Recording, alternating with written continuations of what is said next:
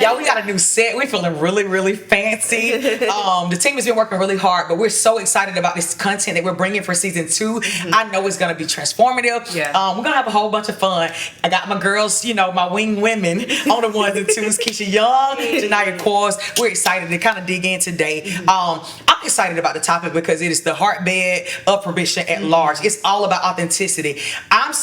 They're saying, sis, be yourself. Yeah. And I feel like in the world, when you're on your job, sometimes in marriage, sometimes in singleness, the world is always telling you to add something or be something different. I want to be a voice. We want to be a voice on this podcast to just remind you, just as you are, you're enough. And really be able to dive into what that looks like, maybe if you don't know it. So kind of want to kick it off with an icebreaker. We're going to talk about some things that these 2 girls should know, or I should say 2 of us should know, and then the other one that y'all might not know is where we were going. So my question is to these young ladies, who was my first best friend?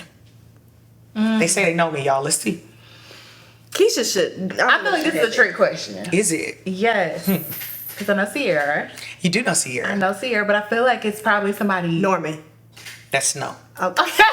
I did used to try to be like him. I used to emulate him, but he wasn't my first best friend. I used to try to drive like him, like he leaned and all of that. Like he was a role model, but he was not my first best friend. Norman's her brother, by the way. Norman is my brother. Yes. He's cool. Yes, very cool. Very cool. Very. Big Yes. I'm thinking Honestly, question. you may be more right than I was actually thinking, because Sierra's mom used to do my hair when we were really, really young, but even before school. I was thinking of Angel Forney. She was my first best friend in first grade, but I actually knew Sierra before I knew Angel, so you were actually kind of right. So you get that. Got it right. Okay. All right, so what was my favorite color growing up? I'm going to jump out there and say green. No. My guess will be orange purple. It's orange. I felt orange. I was Yeah. gonna go. I should have went with my gut. So I want to say orange. Yes. Because I typically do say orange, like orange shoes. Why do we do that? Oh. We should talk about it. Because I don't know. It's That's your just ministry, I'm girl. from Atlanta. I don't know if other people. If you're from Atlanta and you say orange, then That's let me know. ridiculous. But it's hard for me to just I know it's the color orange, but like And it's also the drink orange. Just be clear. it's the color orange and it is orange. I love But it. orange- Neither here nor there. They know enough It about was you with my this. favorite color. Gray is my favorite color now. So It is. So it's more like. How did we go from so vibey poppy to gray? Okay, so Does that say something about your personality? I don't know, but I do think so. Although like I don't have like a red lip right now, I do like pops. You do. That's Look true. at your nose. Exactly. So I think the gray helps like mute everything else around so that I can still wear like a pop of color cool. and it not be like Oh overwhelming. my God, so it it's really like, too oh, much. she still got a little like to there. But yeah, so Really nice. I love it. She My just said it to question you. is, right. Really nice. Yes, okay, it's my turn. I'm failing. I need to get a win here. Okay. So, what was my first job? I've had a lot of jobs. My absolute first one. I was still in high school. Was it fast food? It was fast food. Well, it's kind of like medium food. What does that even mean? It wasn't like McDonald's. Y'all have no idea? Is it Chipotle? No. I really Was don't Chipotle know. even a rap? Like I'm not even. You have no idea. You don't look like a Chick-fil-A girl. Close. Wendy's. I would say Zaxby's. I worked at Panera Bread. Oh yes, you have I didn't know said that. this. All I had And was I was the the bank. queen of the drive-through. Like they like. What is queen of the drive-through? I was like, You were they very would- efficient. I was very efficient at the drive-through. I was only in high school, but they were ready to make me like a supervisor. They were really upset when I was going off to school. Like it was a thing. You have said that. I did know that about. I'm not sure that you said that to me. Panera Bread? Panera Bread. I have no history with.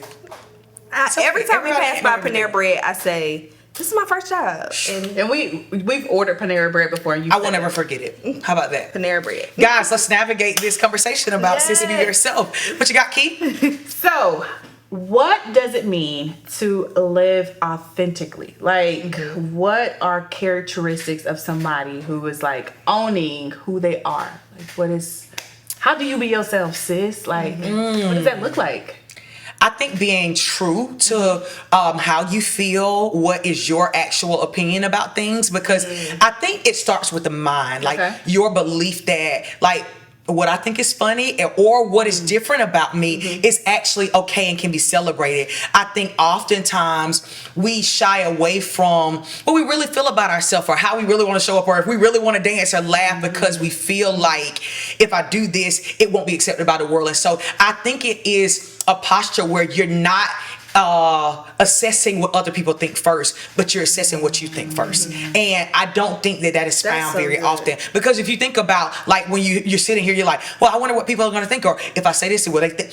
That generally is the one telltale sign when you're not living authentically, when all of your questions are about what other people think and you're not just like, in this moment, this is truly what I feel, and this is how I feel like expressing myself, and I'm okay if it's different or not even well received or perfectly understood. I think having the freedom, you asked about characteristics, I think freedom, lack of hesitation, living out there, like not living boxed in, are all characteristics of an authentic life. But where did you learn to live like that though? Because I think you're a really great example. Like we play cards.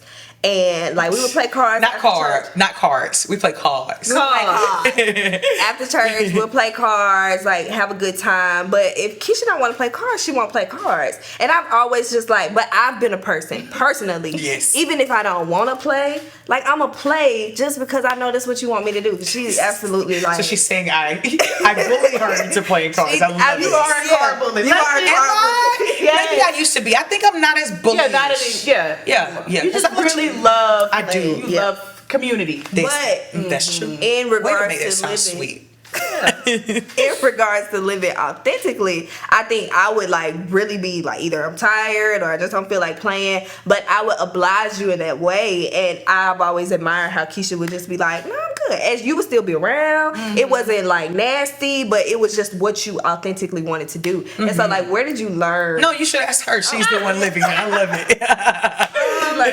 I think so. I took a season when I spent a lot of time with myself, and I think I like before then I wouldn't say that I probably would have done that, because I would have been like I just would do what anybody else wanted me to do. But when I took that time to be like, Keisha, what is it that you really enjoy? Like, what are those things? And coupled with the fact of I try not to surround myself with people who love is conditional. And so I know, like, although I know that's her preference to be like, I really want you to play cards, I know me saying like, I don't really like playing cards, it's not gonna impact our love in any way. So I'm okay with being like, all right, like if it's like a slight disappointment, like it's not gonna be like the end of the world. And I think that helps me live a more authentic life too, is that I'm in community with people that I'm not trying to buy their love or trying to work for their love, but I'm like settled in the fact that like, no, the people around me, they know who I am because I know who I am. And like they accept that part because I accept that part about who I am. And I think that they know who I am because I know who I am cannot be skipped over, because many times we don't take the season that you talked about to navigate who am I, what do I like to do, what don't I like to do, and understanding that you can be okay with that version of yourself. You asked me about the journey of how I got to not people pleasing. Mine was on the heels of doing it too long and seeing the consequence of it running out.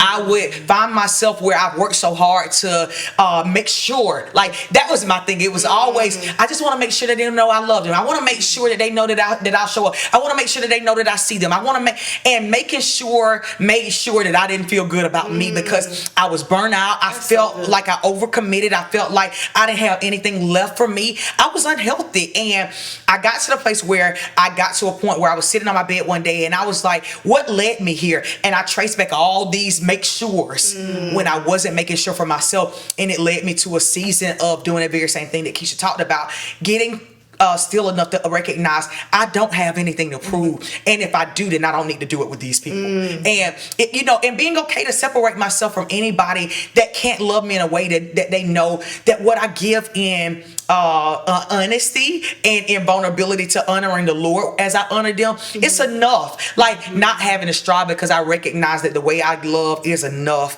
And settling in that really helped me. So, and I think it wears you out too. Like I think absolutely. that was how I got to like my not in. And it's still something that I struggle with too. Is it is so hard being different people. Man. Like with this group, and then when I go to church, I'm this person, and then when I come home, I'm this person. Like, it is exhausting. It is. And I just got tired of just like, it's so much freedom. It's just knowing that wherever I show up, like, I ain't got to perform. Like, I don't have to be somebody else. I don't have to try to figure it out. But I have learned to look for like triggers. And whenever I'm in those situations, like, what is it about this environment that makes me want to feel like I have to do this? So how do y'all like notice whenever something is happening, like, oh, this is not me. Like, I'm not living authentically in this moment.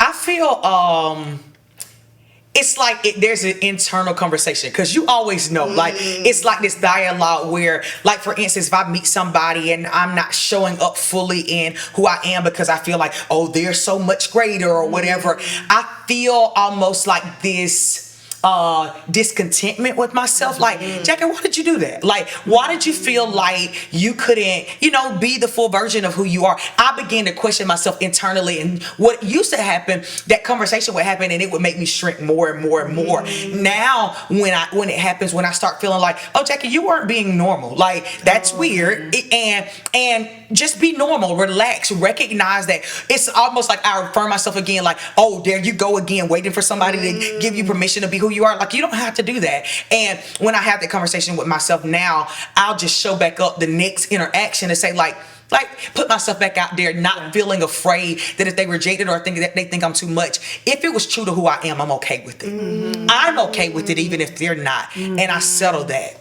Yeah, I think mine is copy paste. I love it. No, because when I feel kind of like resentment after moments, right? And it's like, oh, like I would go places with you guys or like show up in rooms with Denard, and I would shrink back. I would not be like a full version of myself. And I'm gonna the telltale sign for me would be like, okay, I would go somewhere, I'll meet people or be introduced, then I'll go back again, and they'll be like, oh, nice to meet you, and I'm like, dang. But then I have to ask myself, Keisha, were you showing up as a full version of yourself, or were you just kind of like, oh, I don't know if I'm supposed to be here, if I'm just gonna stay quiet. You have a question all over. Yeah, you feel it. People can feel it. It's absolutely. just like, and that is a telltale sign for me. It's just like when I walk away, do I feel like I fully showed up, or I kind of feel like that waiting, like this. Oh, girl, like, why did you say hi, or why were you like acting weird? I'm saying, that's and I have to constantly, as the Lord just continues to expand, and just constantly check myself before going into spaces to be like, be you. Yes. Be you. Just be you. Be free to be you. When I don't feel that freedom, if I don't feel that flow, it's or anxiousness about going into a new environment or doing something new. But you said something that I don't want to miss, because I want people to get the practicality of, you said, I took a season to get to know myself, because many girls watching this are going to say, I don't even know who I am. So this conversation about authentically living, I don't know what that looks like. Help the person watching understand, when you say that you took time to get to know yourself, what you were doing. So what did you ask yourself? What did that look like? Like, I would have, let's say if it was a space and I'm just like watching TV and I would see a trailer on a movie, right? And I'm like, oh, like, I would love to, go do that. But if I had this, or if I had somebody to go with me, then I would. It's like, no, Keisha, you really genuinely desire to go to the movies. Go by yourself. Like, just go, like, do the thing. Or I would see like, oh, an amusement park or something. It's like, oh, that looks cool. It's like, okay, like there would be things that I would experience, and it would excite something in me. Wow. And if I told myself, oh, I would do this if blah blah blah blah blah, I would force myself to figure out a way to still do it, and it allowed me to experience more and more things that genuinely brought joy to my heart. So those were some ways in which I started. Or if it's like in my mind, I would be like, oh, man, a nice evening would probably feel like just, let me get a book. Oh, the new CD came out. Oh, I like candles. Let me just like, well, go do it. Go to the bookstore. Just go walk around. Don't rush. Just go by the bookstore. Walk through the aisles and just see, and then go to the candle shop. Smell it. Like, I would push myself out to take in those moments, and then the more I would do those things, and then be like, this is good. Like, I enjoy this. Keisha enjoys moments like this, and so that would. you speak a lot of exploration and assessment, like actually pausing and intentionally being aware of what you feel, where you are, and what you're doing. And I don't think a lot of times we slow down. We do it for other people. We will pay attention to what's going on, but giving yourself the space to say, like, where am I? Do I enjoy this? Or even exploring to see, like, I'm gonna try this out, because sometimes you'll try something like, girl, that ain't really my ministry. I think that a lot of times helps to sculpt this understanding of what authentically you. And I do, if I would add one thing, I think the people around you help you to uncover, like, baby, you're not actually being yourself, or that doesn't seem actually authentic to who you are. One thing that I would say is I've had very much show a lot of affirmation from the people around me to say, like, you're actually really good at this, or you're different in this area, like, you're anointed for questions, or you actually really affirm well, or you bring to life, you encourage your level of wisdom. There are a lot of things that I've gained about, like, yeah, I am a sure thing, if that makes sense, because of the things that the people around me have said. And any other things you would add to helping to understand? I'm going to compliment you again, because you helped me with this. Just recently, I was talking about my birthday. My birthday is about to come up, and August 2 is my birthday. And I was talking about, like, I would really love to, like, do this. Like, I would love to go to, like, the beach for, like, 3 days, but I know, like, it might be inconvenient for some people, and I don't think everybody would even want to come. Or I'm thinking about the restaurant, like, I know so and so don't even like seafood, so I want to do it here. And she was like, girl, what do you want to do? Like, this is your birthday. And I as she was talking, I realized that I have went through 25 birthdays like that. Like, doing what other people wanted to do, whatever they wanted to do. Like, I know I love brunch, but I have friends that don't like brunch, so I'll be like, well, let's just do dinner this time. And it's just like, what am I doing to truly just whatever is in my heart? Like, this is my, like, it, it's my day, and I spend my days for other people. And I'm just like, that helped me to decide, like, I'm not going to go a weekend, it don't have to be a birthday, whatever it is, like, depleting who I know I am, and then look up and, like, dang, I've spent 25 birthdays unfulfilled because I was just, and it for no reason, like, for no reason at all, but to appease other people. And I do want to bring this to the conversation. Your ability to take self-inventory or pause or even care for yourself doesn't have to be void of caring and seeing other people, because what I have found out, because to your point, a lot of times you feel like, well, if I only think about in this moment what appeases me or what I would actually like to do, it doesn't have to take from other people. You can still love other people on their day, but it also gives people permission to do the same thing for themselves. Your ability to take time for yourself only gave you the language to say to her, you don't have to do this always in honor of everybody else. You can take that space for yourself. And I've seen it in my own life. As I've been willing to brave the waves of the uncomfortability of finding my own voice, it gave voice to my sisters to find their own. It gave voice to my daughters, to my mom, even to say, like, man, I saw Jackie go from the place where she could barely get a sentence out on camera to fully being just like, it is what it is. If I want to laugh, I'm gonna laugh. If I don't get the word right, I think that it gave courage to other people to live the same way. And so honoring you and finding authenticity in yourself does a very good service to the people around you to do the same. How do you navigate it when you being authentically you or honoring your needs or desires may have some type of conflict or may not line up with the rest of what everybody else needs from you? Like, how do you navigate when honoring or being authentic, Jackie, means pulling away? And that's the first thing I thought about. And being like, but there's still other people that have, like, how do you navigate those conversations and stuff that still honor the people that love you and don't feel like, like, to heck with you. But it's still, I think that you said the perfect word, communication.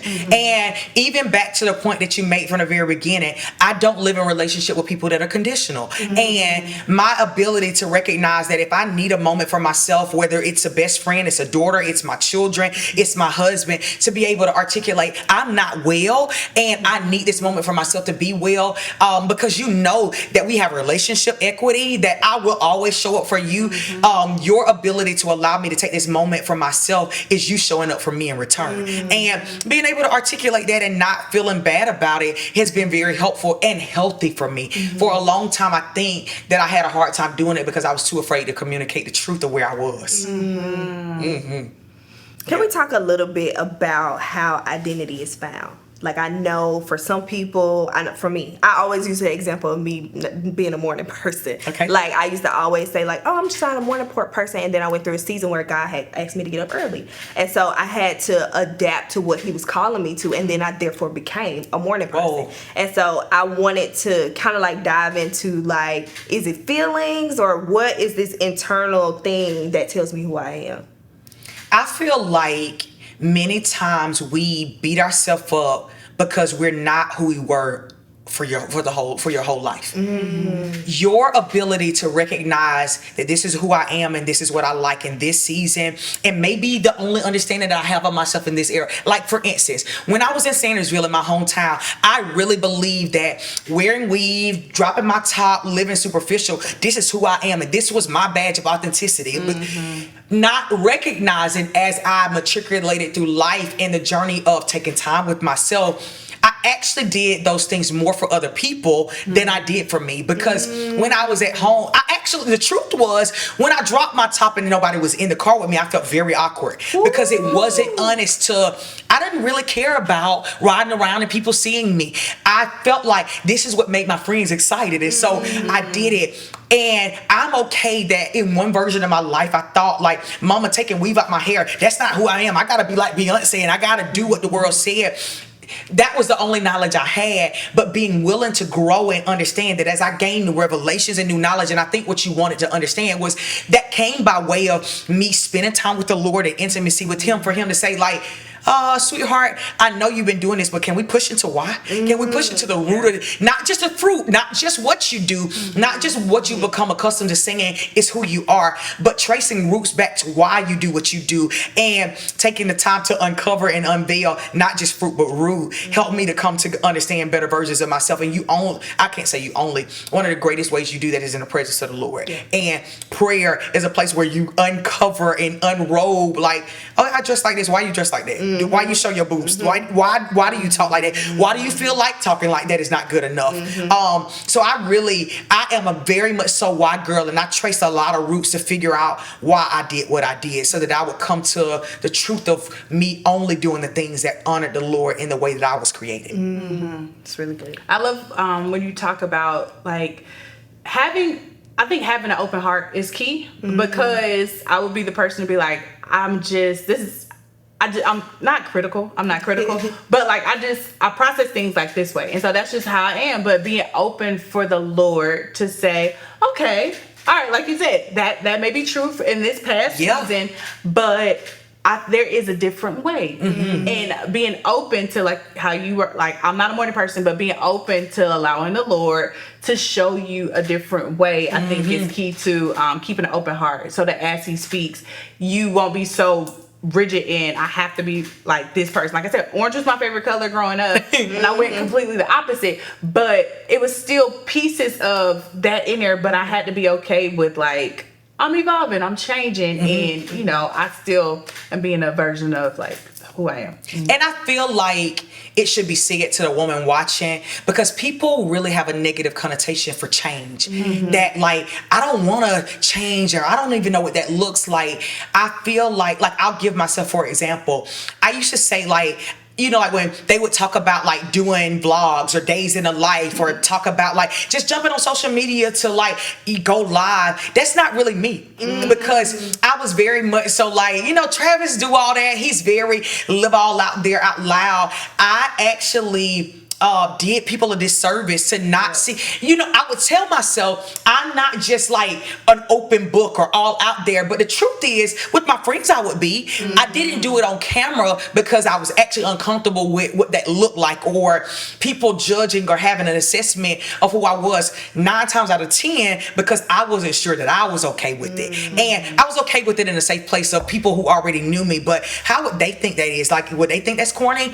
I got to the point where if you all thought it was corny, I was okay if you thought it was corny. If it was a true essence of who I was.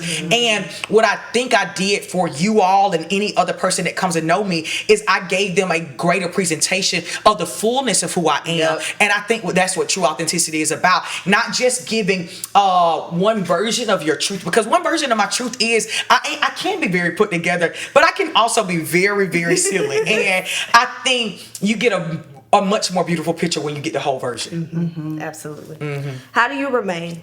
How do you remain in a place of authenticity? Because I think a lot of people, like I said, we talked about like they have certain circles, but consistently across the board, no matter. I love that. Like recently, I had the honor of going home with you to Sandersville, and you were the exact same person like around your. I mean, literally, it was like a Sunday morning. Like it was literally like the exact same. Like how consistently? How can we do that? I think the Lord's affirmation helped me tremendously in that area, because specifically with family, they know all the different versions. They've seen the one that was unsure. They've seen the one that was kind of in between and kind of weird. And then they saw you sometimes from afar starting to own this other version and just like, hey, Jackie, that's how my family calls my name. Like, you didn't used to be like that. Like, what is that about? And I think that I was okay with not changing, because in my own private time in the dark, before people were seeing it all, like I worked out my quirks and like, God, you say this is okay about me, and if I love hard or I feel passionate about something, and I get up here even in the presence of it being a funeral, and I'm very passionate about the way my grandma lived her life, I don't have to hide that from people. I can express how I feel about this, even if the way they feel about it is different, and celebrate how they feel, but also whether they celebrate it or not, celebrate myself. And so I believe a part of that came from relationship with the Lord, but also living in community with people that really love the essence of who I am. And they very much so affirm, like, Jackie, you're a bad girl, and who you are and how you are, it's worthy to be celebrated. And so I'm not going to Sandersville looking to be affirmed, because I already am affirmed from my father and people in healthy community that I do life with. Yes, it was like a week ago. I mean, we just in a random moment of just talking, I'm crying my eyes out, but you just affirmed that, like, no, Keisha, there is something very unique, because I'm like, if I let this thing go, then I won't have anything that's special, that's mine. And she's like, girl, everything that you do, like, it's special, because you bring your flavor. Your flavor, the true essence, no matter where you go. It's just having people around you that can just speak their life and just remind you, please, please, please get into community, or get you a good solid 1, 2, or 3. They just can just help remind you, and they see the true essence. Even when you forget it, it's needed. It's needed, and it helps you live it out, so that I can go into different spaces and places and be like, I do bring something. I still may not understand what it is, but I know I'm bringing something. It's something that is needed when I step into the room. Man,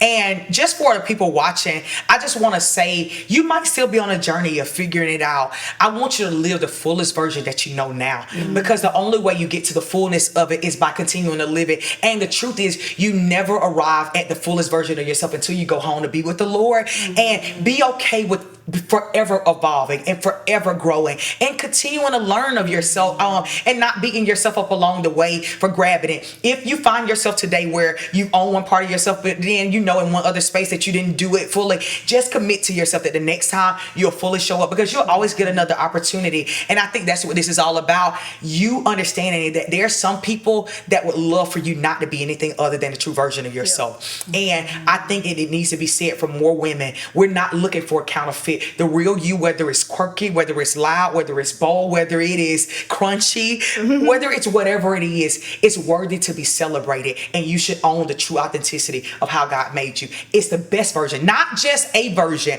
When you walk into an interview, you're not putting on a proper voice, because if the proper voice isn't the true essence of who you are, you giving the true passion that you have, or the language and the dialect that you have, will be the best gift that you could ever give anybody in relationship, in a job, in any aspect that you walk in. And so I'm challenging you, we're challenging you on this podcast, live in the full essence of how God made you. That's what permission is. And I pray that we've granted you permission to be exactly who you've been created to be. We love y'all. See y'all next time.